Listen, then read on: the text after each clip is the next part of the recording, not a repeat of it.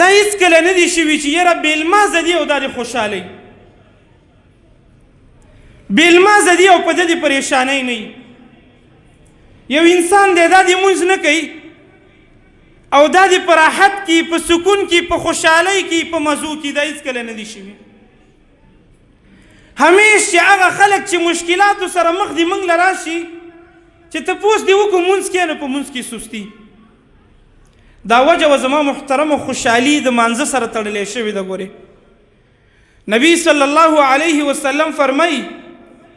وجعلت قرة عیني فی الصلاة زما د سترګو یخوالی الله په مانځه کې کېښوستی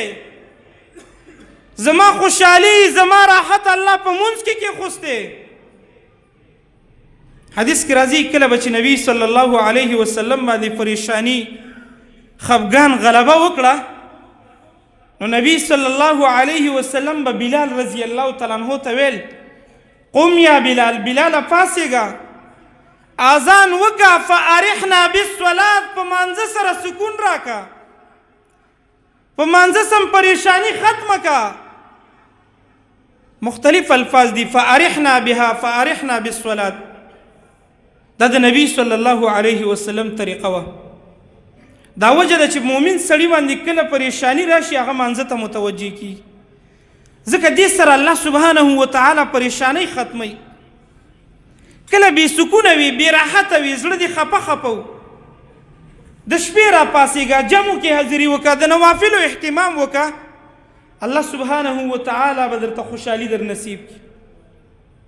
په مشکلاتو کې راګیر شو